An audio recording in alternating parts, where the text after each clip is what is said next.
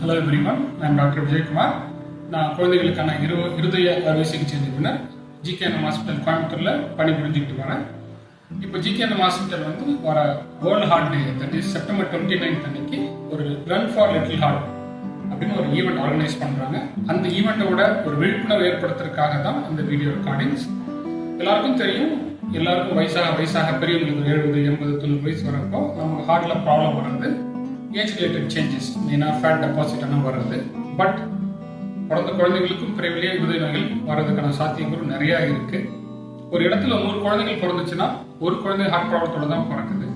ஒரு இடத்துல ஒரு 1000 குழந்தை பிறந்துச்சு அப்படின்னு எடுத்துக்கிட்டிங்கன்னா அதில் ஒரு 8 to 10 குழந்தைகள் ஹார்ட் ப்ராப்ளத்தோட தான் பிறக்குது. நம்ம கண்ட்ரியில், நம்ம நாட்டில் எடுத்துக்கிட்டிங்கன்னா ஒரு வருஷத்துக்கு கிட்டத்தட்ட 2 லட்சம் குழந்தைங்க ஹார்ட் ப்ராப்ளத்தோட பிறக்கிறாங்க.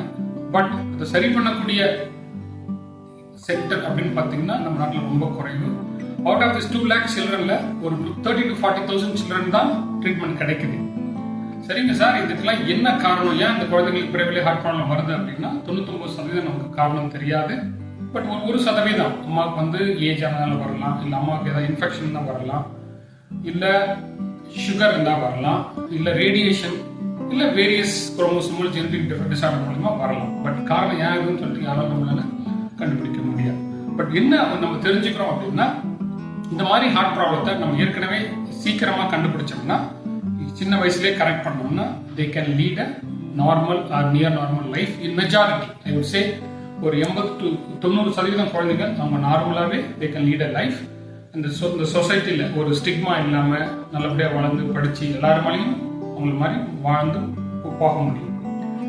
ரெண்டாவது வந்து இது மாதிரி நிறையா ஹார்ட் ப்ராப்ளம் வர பேஷண்ட்டுக்கு அவங்களுக்கு மெயின் ப்ராப்ளம் என்ன இருக்குன்னா, பேரண்ட்ஸ் ரொம்ப போராக இருப்பாங்க, அவங்களால வந்து அஃபோர்டபிலிட்டி ரொம்ப கம்மியாக இருக்கும்.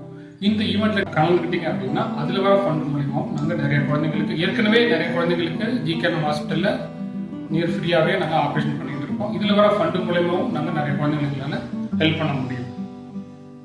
இந்த ஈவெண்ட்ல ஆல்ரெடி நாங்கள் ஆப்ரேட் பண்ணி நல்லபடியாக இருக்க குழந்தைகள் ஒரு 100-200 குழந்தைகள் வந்து கலந்துக்கிட்டு பார்ட்டிசிபேட் பண்ணுறாங்க.